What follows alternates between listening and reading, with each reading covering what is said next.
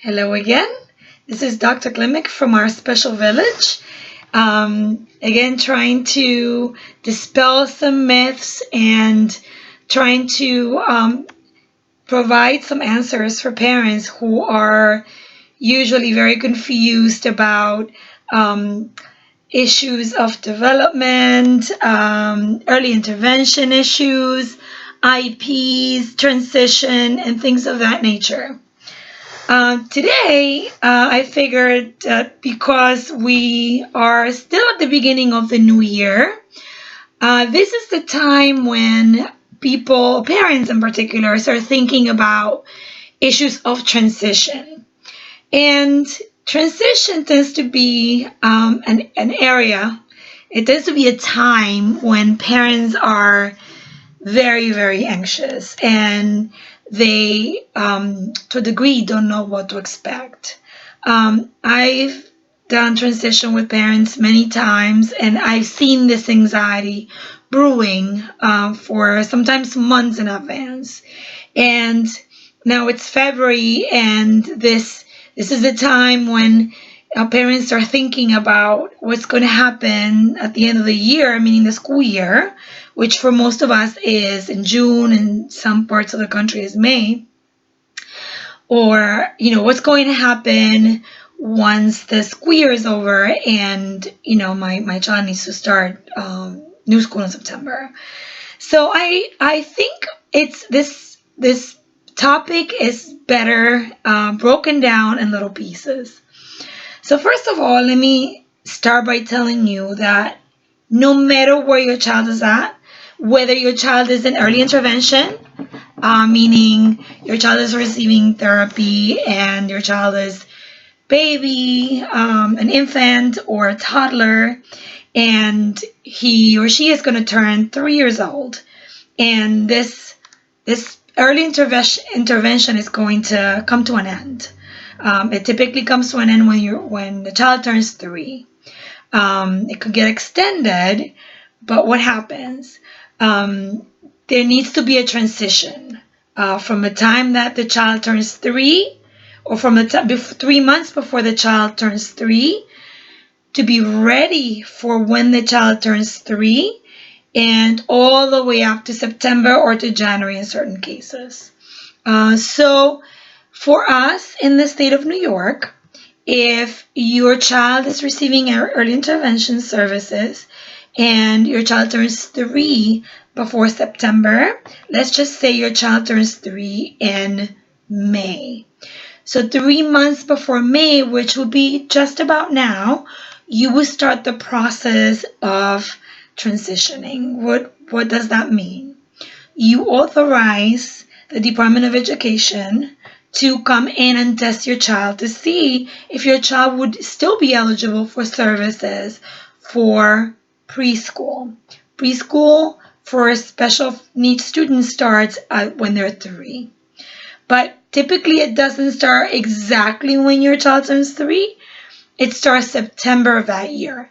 So what happens is if your child turns 3 in May, the services, if your child is fine eligible, your services will be extended all the way through August.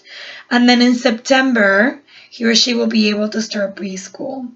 So I always tell parents, take a deep breath and think about why you would want to get this evaluation. So I always say, by all means, authorize this evaluation, because what could happen? Two things could happen.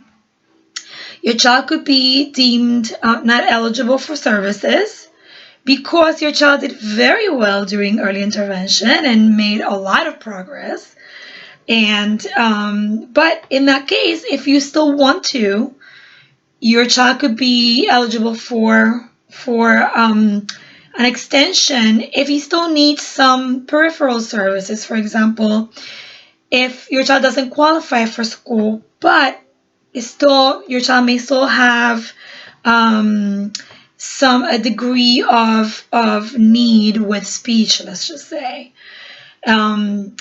So in that case, it's good news and good news, right? It could also happen that your child may be eligible for services. So What does that mean? That maybe your child did make an improvement, but it's not enough, or we still see enough of a delay where we need to proceed and have services restarted once your child turns 3 and starts preschool. So what happens at that point? Your child will be given, you will be given a choice of schools where you will be able to see and select and talk to directors and teachers and see what the best match is for your child. And with the guidance of the Department of Education, you should be able to select a school that will provide the services that your child needs. So still, it's good news because you will get what your child needs to proceed. So, either case, take a deep breath, authorize the evaluation, and let the Department of Education see what your child needs and proceed from there. Now, it may happen that you say, well, I've seen my child make incredible progress, or I'm not ready for my child to start a preschool. You can, one, get the evaluation and see where you stand. So if you're going to make a decision to not pursue preschool services, even if your child needs them, at least you have made an informed decision and you will know where you stand and you can think about it. I always tell parents it's better to say yes because remember, as a parent, you can always withdraw your consent. So you can say yes today and change your mind tomorrow and you can withdraw your consent. Or you might say, you know what, my child is doing absolutely fantastic and I don't think my child needs any services at all. I've spoken with the teachers, I've spoken with the therapist, I've spoken to the rest of my family, and we all agree that my child doesn't need any services. I'm really grateful for everything that early intervention has done, but at this point, I feel like we have met all the objectives that we've set for ourselves, and that's fine too. So if you feel like you've done what you or you've mastered, your child has mastered all of the goals, that all the outcomes that we had set out for him or her, then it's fine. You can always request an evaluation later if you change your mind. So transitions are difficult, and we're here to support you. Therapists, teachers, consultants, advocates, we're all here to support you. If you have any questions, please visit my website at www.ourspecialvillage.com and drop me a note.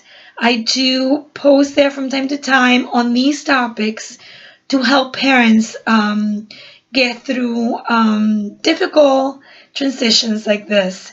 By all means, drop me a note, ask me questions. You can ask me a question right here, and I'll make sure that I'll provide you with an answer either via video or I'll respond to you in any way, shape, or form. You have a wonderful night. I know it's a beautiful night here in New York, cold, but really beautiful. And I'll see you next time. Bye.